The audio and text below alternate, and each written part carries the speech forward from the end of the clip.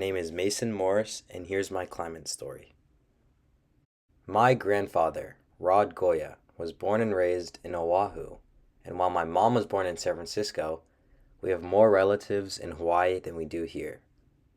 Whenever I have the privilege of visiting my family in Hawaii, which is usually around once a year, I spend as much time as possible in the ocean, hoping to see a glimpse of a beautiful green sea turtle. The water surrounding Oahu is the natural habitat for these animals.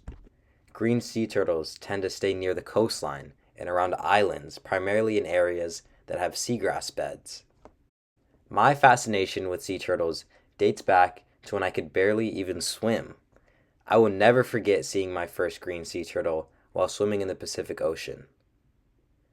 This was probably around the same time that I was introduced to the film Finding Nemo, which might be what sparked my interest in turtles at such an early age. There I was, face to face with Crush, the green sea turtle who speaks like a surfer dude and who ultimately helps the main characters find Nemo. I swear to you, that turtle looked me straight in the eyes in such a trustworthy and peaceful way. It was such a magical moment that I will never forget. From then on, I was obsessed. Everyone on the Hawaiian side of my family is very connected to the ocean, having roots that trace back many generations in Hawaii. I remember hearing the fascinating stories of my great-great-grandparents who were fishermen, my uncles who were spear fishermen, and my Auntie Sharon and her mother, my great-auntie Kay, who collected puka shells along the beaches to make necklaces. Today, I'm close with my cousins Hunter and Fisher, who besides being amazing surfers, dive to collect plastic scraps they find along the beaches. It's embedded in my genetics and blood to love the ocean. On a recent trip to Hawaii, the summer before my freshman year of high school, at the age of 14, I was snorkeling with my mom and brother Rowan, and we got split up.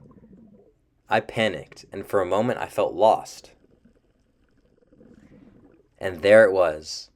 A beautiful, gigantic green sea turtle. It looked so much like the first green sea turtle I saw all those years ago. For a moment, the turtle playfully approached me and stared into my eyes. I was all alone. I didn't even have my GoPro to record it. Now this is the part that I know doesn't sound realistic, but I swear to you, that turtle flapped its flipper at me as if it was telling me to follow it. It led me in the direction of my mom and brother. It was my very own Finding Nemo experience. This moment truly changed me because of how special it was. It deepened my appreciation for green sea turtles, and to this day, I continue to be on a mission to raise awareness to help save the green sea turtles, so one day maybe you could have your very own Finding Nemo experience. Sea turtles are very ecologically important to both terrestrial and marine ecosystems.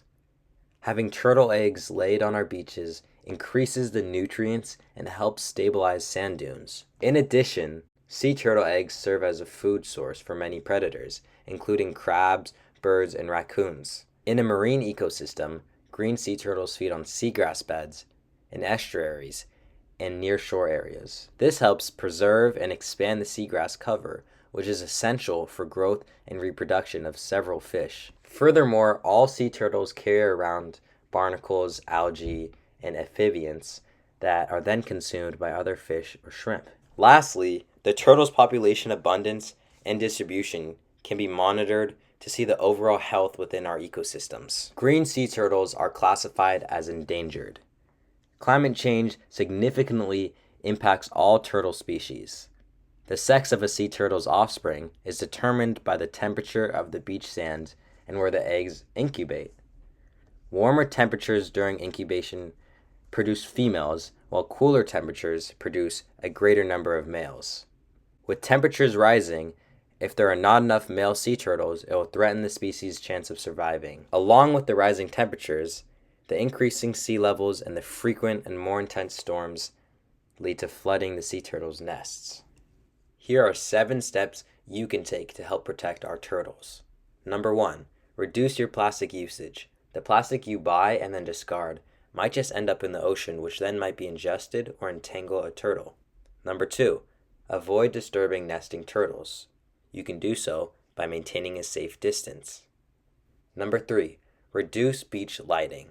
Bright lights can disorient hatchlings who are trying to make their way to the ocean. Number 4, keep beaches flat and clean.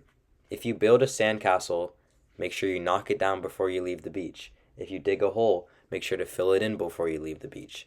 Also, remove furniture to make a clear path for the hatchlings. Number 5, be careful when you're fishing. If the water is heavily populated with turtles, fish somewhere else. Use barbless hooks and recycle your fishing lines. Number 6, be careful while boating. Go slow if turtles are nearby and give them at least 50 yards of space. And finally, number 7, report a distressed sea turtle if you see one.